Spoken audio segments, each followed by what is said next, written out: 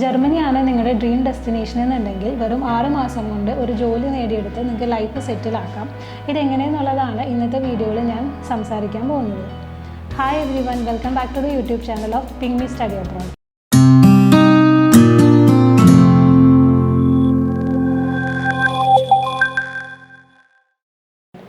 ജർമ്മനിയിലെ job seeker വിസയാണ് ഇന്നത്തെ ടോപ്പിക്ക്. എന്താണ് ജോബ് സീക്കർ വിസ, എങ്ങനെയാണ് അപ്ലൈ ചെയ്യുന്നത്, എന്തൊക്കെ ഡോക്യുമെൻറ്റ്സ് വേണം, ആർക്കൊക്കെ അപ്ലൈ ചെയ്യാം, എത്രയൊക്കെയാണ് എക്സ്പെൻസ് എന്നുള്ള കാര്യങ്ങളാണ് ഇന്നത്തെ വീഡിയോയിൽ ഞാൻ സംസാരിക്കാൻ പോകുന്നത്. അപ്പോൾ നമുക്ക് വീഡിയോയിലേക്ക് കിടക്കാം. എന്താണ് ജോബ് സെർച്ച് വിസ? ജർമ്മനിയിൽ നിന്നുകൊണ്ട് തന്നെ ജോബ് സെർച്ച് ചെയ്യാനായിട്ട് പെർമിറ്റ് ചെയ്യുന്ന വിസയാണ് ജോബ് സീക്കർ വിസ എന്ന് പറയുന്നത്. നാട്ടിൽ നിന്നുകൊണ്ട് തന്നെ നിങ്ങൾക്ക് വിസയ്ക്ക് അപ്ലൈ ചെയ്യാനായിട്ട് പറ്റും. 6 മാസം സമയമാണ് നിങ്ങൾക്ക് ജർമ്മനിയിൽ കിട്ടുക. ഈ സമയം നിങ്ങൾ പ്രോപ്പറായിട്ട് യൂട്ടിലൈസ് ചെയ്യുകയാണെന്നുണ്ടെങ്കിൽ തീർച്ചയായിട്ടും നിങ്ങൾക്കൊരു ജോലി കണ്ടെത്താനായിട്ട് പറ്റും. ഇനി ആർക്കൊക്കെയാണ് ജോബ് സീക്കർ വിസ അപ്ലൈ ചെയ്യാൻ പറ്റുക, അല്ലെങ്കിൽ എന്തൊക്കെയാണ് ഇതിൻ്റെ എലിജിബിലിറ്റി ക്രൈറ്റീരിയ എന്ന് നോക്കാം. അതിൽ ഫസ്റ്റ് നിങ്ങൾ മീറ്റ് ചെയ്യേണ്ടത് എഡ്യൂക്കേഷൻ റിക്വയർമെൻറ്റ് തന്നെയാണ്. അതിന് വേണ്ട മിനിമം റിക്വയർമെൻറ്റ് എന്ന് പറയുന്നത് ഒരു ബാച്ചിലേഴ്സ് ഡിഗ്രിയാണ്. അതായത് ഒരു ബാച്ചിലേഴ്സ് ഡിഗ്രിയോ അല്ലെങ്കിൽ മാസ്റ്റേഴ്സ് ഡിഗ്രിയോ കംപ്ലീറ്റ് ചെയ്തവരാണെന്നുണ്ടെങ്കിൽ നിങ്ങൾക്ക് ജോബ് സീക്കർ വിസ അപ്ലൈ ചെയ്യാനായിട്ട് എലിജിബിൾ ആണ്. അതും സ്റ്റെം കാറ്റഗറിയാണ് പ്രിഫർ ചെയ്യുന്നത്. സ്റ്റെം കാറ്റഗറി എന്ന് പറയുമ്പോൾ സയൻസ്, ടെക്നോളജി, എഞ്ചിനീയറിംഗ് അല്ലെങ്കിൽ മാത്തമാറ്റിക്സ് ആണ്. അപ്പം ഈ പറഞ്ഞ സ്റ്റെം കാറ്റഗറികളെല്ലാം ബാച്ചിലേഴ്സ് ഓർ മാസ്റ്റേഴ്സ് ഡിഗ്രി ഉള്ളവരാണെന്നുണ്ടെങ്കിൽ നിങ്ങൾക്ക് തീർച്ചയായിട്ടും ജോബ് സീക്കർ വിസയ്ക്ക് അപ്ലൈ ചെയ്യാനായിട്ട് പറ്റും. അതേപോലെ തന്നെയാണ് ഇപ്പോൾ നിങ്ങൾ ഡിപ്ലോമ അല്ലെങ്കിൽ എന്തെങ്കിലും വൊക്കേഷണൽ ഡിഗ്രി അല്ലെങ്കിൽ ഡിപ്ലോമ അല്ലെങ്കിൽ വൊക്കേഷണൽ കോഴ്സസ് ആണ് കംപ്ലീറ്റ് ചെയ്തിട്ടുള്ളതെന്നുണ്ടെങ്കിൽ നിങ്ങൾക്ക് ജോബ് സീക്കർ വിസ അപ്ലൈ ചെയ്യാനായിട്ട് എലിജിബിൾ അല്ല. ഇതേപോലെ തന്നെയാണ് ലൈസൻസ്ഡ് പ്രൊഫഷൻസും. അതായത് ഏതെങ്കിലും ലൈസൻസ്ഡ് പ്രൊഫഷൻസ് പ്രാക്ടീസ് ചെയ്യുന്ന ഡോക്ടേഴ്സോ ഡെൻറ്റിസ്റ്റോ അല്ലെങ്കിൽ നഴ്സുമാർ, ഷെഫുകൾ അങ്ങനെയുള്ളവരൊക്കെ ആണെന്നുണ്ടെങ്കിൽ നിങ്ങളും ജോബ് സീക്കർ വിസയ്ക്ക് അപ്ലൈ ചെയ്യാനായിട്ട് എലിജിബിൾ അല്ല. ഇനി സെക്കൻഡായിട്ട് മീറ്റ് ചെയ്യേണ്ട റിക്വയർമെൻറ്റ് എന്ന് പറയുന്നത് വർക്ക് എക്സ്പീരിയൻസ് ആണ്. മിനിമം 2 ഇയേഴ്സിൻ്റെങ്കിലും വർക്ക് എക്സ്പീരിയൻസ് റെലവൻറ്റ് ഫീൽഡിൽ ഉണ്ടെങ്കിൽ മാത്രമാണ് നിങ്ങൾക്ക് ജോബ് സീക്കർ വിസ അപ്ലൈ ചെയ്യാനായിട്ടുള്ള എലിജിബിലിറ്റി വരുള്ളൂ. അതായത് ഇപ്പോൾ ഫ്രഷേഴ്സൊക്കെ ആണെന്നുണ്ടെങ്കിൽ നിങ്ങൾക്ക് മിനിമം 2 ഇയേഴ്സിൻ്റെങ്കിലും വർക്ക് എക്സ്പീരിയൻസ് വേണം. എന്നാൽ മാത്രമാണ് നിങ്ങൾക്ക് ജോബ് സീക്കർ വിസ അപ്ലൈ ചെയ്യാനായിട്ട് പറ്റുള്ളൂ. ഇനി കോമൺ ആയിട്ട് വരുന്ന ഒരു ഡൗട്ടാണ് എന്തെങ്കിലും ഒരു ഏജ് ലിമിറ്റ് ഉണ്ടോ എന്നുള്ളത്. അപ്പോൾ നോർമലി നമ്മൾ പറയുന്ന ഒരു ഏജ് ലിമിറ്റ് എന്ന് പറയുന്നത് 45 ഇയേഴ്സ് ആണ്. കാരണം 45 ഇയേഴ്സ് തന്നെ നമ്മൾ ഒരു കേസ് ടു കേസ് ബേസിസിലായിരിക്കും കൺസിഡർ ചെയ്യുന്നത്. കാരണം നിങ്ങൾ ഏജ് കൂടുന്നതിനനുസരിച്ച് വിസ സക്സസ് റേറ്റ് കുറയാനുള്ള സാധ്യതയുണ്ട്. അതുകൊണ്ട് തന്നെ നമ്മൾ മാക്സിമം സജസ്റ്റ് ചെയ്യുന്ന ഒരു ഏജ് ലിമിറ്റ് എന്ന് പറയുന്നത് 45 ഇയേഴ്സ് ആയിരിക്കും. ജോബ് സീക്കർ വിസ അപ്ലൈ ചെയ്യാനായിട്ട് എന്തൊക്കെ ഡോക്യുമെൻറ്റ്സ് ആണ് വേണ്ടതെന്നുള്ളത് നോക്കാം. ഫസ്റ്റ് വേണ്ടത് വാലിഡ് ആയിട്ടുള്ള ഒരു പാസ്പോർട്ടാണ്. പിന്നെ വേണ്ടത് എഡ്യൂക്കേഷൻ ഡോക്യുമെൻറ്റ്സ് ആണ്. എഡ്യൂക്കേഷൻ ഡോക്യുമെൻറ്റ്സ് എന്ന് പറയുമ്പം നിങ്ങളുടെ 10th തൊട്ടുള്ള 10th, 12th ഡിഗ്രി സർട്ടിഫിക്കറ്റ്. ഇപ്പോൾ ബാച്ചിലേഴ്സ് ആൻഡ് മാസ്റ്റേഴ്സ് ചെയ്തിട്ടുള്ളവരാണെന്നുണ്ടെങ്കിൽ ബാച്ചിലേഴ്സിൻ്റെയും മാസ്റ്റേഴ്സിൻ്റെയും ഡിഗ്രി സർട്ടിഫിക്കറ്റും മാർക്ക് ലിസ്റ്റും എല്ലാം വേണം. ഇനി വേണ്ട ഒരു ഇമ്പോർട്ടൻറ്റ് ഡോക്യുമെൻ്റ് എന്ന് പറയുന്നത് നിങ്ങളുടെ വർക്ക് എക്സ്പീരിയൻസ് പ്രൂവ് ചെയ്യുന്ന ഡോക്യുമെൻറ്റ്സ് ആണ്. അതപ്പോൾ നിങ്ങളുടെ എക്സ്പീരിയൻസ് സർട്ടിഫിക്കറ്റ്സ്, പേ സ്ലിപ്സ് എല്ലാം നിങ്ങൾക്ക് അതിന് വേണ്ടി സബ്മിറ്റ് ചെയ്യാനായിട്ട് പറ്റും. ഇനി വേണ്ട മറ്റൊരു ഇമ്പോർട്ടൻറ്റ് ഡോക്യുമെൻ്റ് എന്ന് പറയുന്നത് അപ്ഡേറ്റഡ് ആയിട്ടുള്ള റെസ്യൂമാണ്.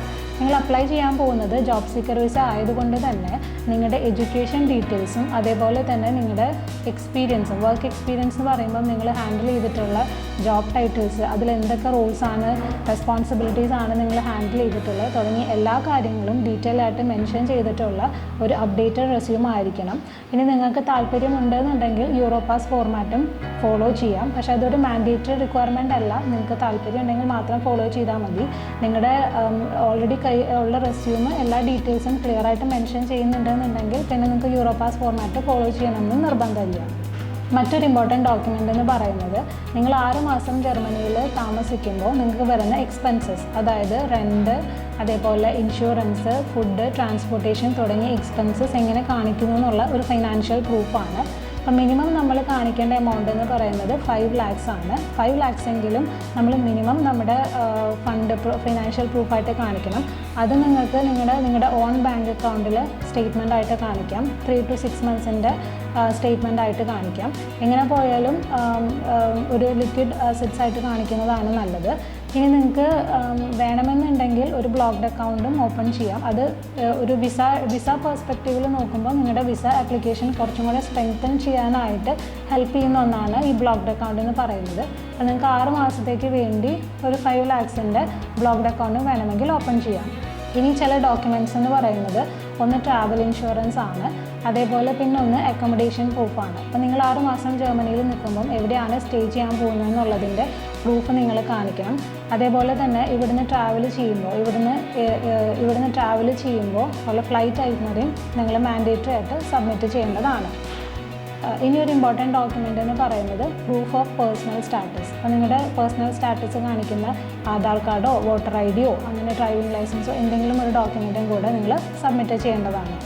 ഇത്രയും ഡോക്യുമെൻറ്റ്സ് കൂടാതെ നിങ്ങൾ പ്രിപ്പയർ ചെയ്ത് സബ്മിറ്റ് ചെയ്യേണ്ട ഒരു ഡോക്യുമെൻ്റാണ് മോട്ടിവേഷൻ ലെറ്റർ, അതല്ലെങ്കിൽ കവർ ലെറ്റർ എന്ന് പറയുന്നത്. ഈ ലെറ്ററിൽ നിങ്ങൾ എന്തുകൊണ്ടാണ് ജർമ്മനിയിൽ ഒരു ജോബ് സീക്കർ വിസ അപ്ലൈ ചെയ്യുന്നത്, നിങ്ങൾ എങ്ങനെയാണ് ജോലി കണ്ടെത്താൻ ഉദ്ദേശിക്കുന്നത്, നിങ്ങൾ തുടങ്ങിയ നിങ്ങളുടെ ആക്ഷൻ പ്ലാൻ എന്താണ് തുടങ്ങിയ എല്ലാ കാര്യങ്ങളും ഡീറ്റെയിൽ ആയിട്ട് മെൻഷൻ ചെയ്തിട്ടുള്ള ഒരു ഡോക്യുമെൻ്റ് ആയിരിക്കണം. നിങ്ങളുടെ ഒരു വിസയുടെ സക്സസ് റേറ്റിനെ വളരെയധികം ഡിപ്പെൻഡ് ചെയ്യുന്ന ഒരു ഡോക്യുമെൻറ്റും കൂടെയാണ്. അപ്പോൾ അതുകൊണ്ട് നിങ്ങൾ മോട്ടിവേഷൻ ലെറ്റർ പ്രിപ്പയർ ചെയ്യുമ്പോൾ വളരെയധികം ശ്രദ്ധിച്ച് വേണം. അതിൽ ഓവറോൾ നിങ്ങളുടെ പ്രൊഫൈലും അതേപോലെ എങ്ങനെയാണ് നിങ്ങൾ ജർമ്മനിയിൽ ജോലി കണ്ടെത്താൻ ഉദ്ദേശിക്കുന്നത്, എന്തെല്ലാം ആക്ഷൻ പ്ലാൻ വഴിയാണ് നിങ്ങൾ ജോലി കണ്ടെത്താൻ ഉദ്ദേശിക്കുന്നത്, അതുപോലെ തന്നെ ജർമ്മനിയിലെ ജോബ് മാർക്കറ്റിനെ കുറിച്ചുള്ള ഒരു അണ്ടർസ്റ്റാൻഡിങ് എത്രത്തോളം ഇന്നുണ്ട് എന്നുള്ള കാര്യങ്ങളും നിങ്ങൾ കൃത്യമായിട്ട് ഇതിൽ മെൻഷൻ ചെയ്തിട്ടുണ്ടായിരിക്കണം.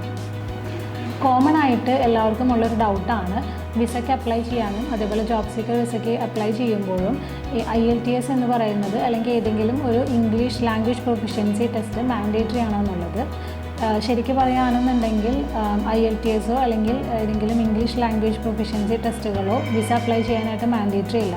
അതേപോലെ തന്നെ ജോലി അപ്ലൈ ചെയ്യാനായിട്ടും ഈ IELTS ഒന്നും മാൻഡേറ്ററി അല്ല. പക്ഷേ നിങ്ങളുടെ കയ്യിൽ ഓൾറെഡി അങ്ങനെ IELTSൻ്റെയോ മറ്റെന്തെങ്കിലും ലാംഗ്വേജ് പ്രൊഫിഷ്യൻസി ടെസ്റ്റുകൾ ഉണ്ടെന്നുണ്ടെങ്കിൽ നിങ്ങൾക്ക് തീർച്ചയായിട്ടും അത് സബ്മിറ്റ് ചെയ്യാവുന്നതാണ്. ഇതുപോലെ തന്നെ വളരെ കോമൺ ആയിട്ടുള്ള ഒരു ഡൗട്ടാണ് ജർമ്മൻ ഭാഷ അറിയണമെന്നുള്ളത്. അപ്പോൾ വിസേനെ സംബന്ധിച്ചിടത്തോളം ജർമ്മൻ ലാംഗ്വേജ് അറിയുക എന്നുള്ളത് ഒരു മാൻഡേറ്ററി റിക്വയർമെൻ്റ് അല്ല. എന്നാൽ ജർമ്മനിയിൽ നിങ്ങൾ 6 മാസം സ്പെൻഡ് ചെയ്യുമ്പോൾ നിങ്ങൾക്ക് ഡെയിലി ലൈഫ് മാനേജ് ചെയ്യാനും അതേപോലെ നിങ്ങൾ ജോലിക്കൊക്കെ അപ്ലൈ ചെയ്യുന്ന സമയത്ത് ജർമ്മൻ ഭാഷ അറിയാമെന്നുള്ളത് നിങ്ങൾക്ക് മറ്റ് കാൻഡിഡേറ്റ്സിനെ വെച്ച് നോക്കുമ്പോൾ കുറച്ചും കൂടെ പ്രിഫറൻസ് കിട്ടാനായിട്ടുള്ള സാധ്യത കൂടുതലാണ്. അതേപോലെ നിങ്ങൾക്ക് ജോലി കിട്ടാനുള്ള സാധ്യതയും വളരെ കൂടുതലാണ്. അപ്പോൾ വിസയുടെ പെർസ്പെക്റ്റീവിൽ നോക്കുകയാണെന്നുണ്ടെങ്കിൽ നിങ്ങൾക്ക് ജർമ്മൻ ഭാഷ അറിഞ്ഞിരിക്കേണ്ട ആവശ്യമില്ല. പക്ഷേ നിങ്ങൾ അറിഞ്ഞിരുന്ന് കഴിഞ്ഞാൽ നിങ്ങൾക്ക് ജോലി കിട്ടാനുള്ള സാധ്യത കൂടുതലാണ്. അതേപോലെ വിസ ഓഫീസറിനെ സംബന്ധിച്ചിടത്തോളം നിങ്ങൾ ജോബ് സീക്കർ വിസ പോലെയുള്ള ഒരു അൺസർട്ടൺ ആയിട്ടുള്ളൊരു വിസയ്ക്ക് അപ്ലൈ ചെയ്യുമ്പോൾ നിങ്ങൾക്ക് ജർമ്മൻ ഭാഷ പഠിക്കാൻ വേണ്ടി നിങ്ങളൊരു എഫേർട്ട് എടുത്തു എന്ന് കാണിക്കുന്നത് നിങ്ങളുടെ പ്രൊഫൈൽ സ്ട്രെങ്തൻ ചെയ്യാനായിട്ട് വളരെയധികം സഹായിക്കും. അതേപോലെ തന്നെ നിങ്ങളുടെ വിസ സക്സസ് ആവാനുള്ള സാധ്യതയും വളരെ കൂടുതലാണ്. ഇനി നമുക്ക് വിസ അപ്ലൈ ചെയ്യാനായിട്ട് ഇപ്പോൾ ജോബ് സീക്കർ വിസ അപ്ലൈ ചെയ്യാനായിട്ട് എന്തൊക്കെയാണ് എക്സ്പെൻസസ് വരിക എന്നുള്ളത് നോക്കാം. വളരെ അഫോർഡബിൾ ആയിട്ടുള്ള ഒന്നാണ് ഈ ജോബ് സീക്കർ വിസ എന്ന് പറയുന്നത്.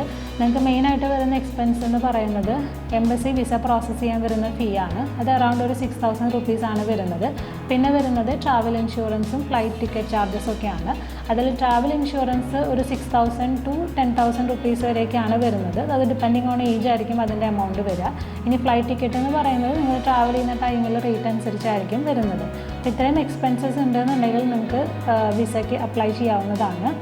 ഇനി നിങ്ങൾക്ക് എന്തെങ്കിലും ജോബ് സീക്കർ വിസേനെ കുറിച്ചുള്ള ഒരു അസിസ്റ്റൻസോ അതേപോലെ എന്തെങ്കിലും സർവീസോ ആവശ്യമുണ്ടെന്നുണ്ടെങ്കിൽ തീർച്ചയായിട്ടും ഞങ്ങളെ കോൺടാക്റ്റ് ചെയ്യാവുന്നതാണ്. ഇപ്പോൾ നിങ്ങൾക്ക് ഈ വീഡിയോ ഇഷ്ടമായി എന്നുണ്ടെങ്കിൽ ലൈക്ക് ചെയ്യുക, ഷെയർ ചെയ്യുക, സബ്സ്ക്രൈബ് ചെയ്യുക. Thank you.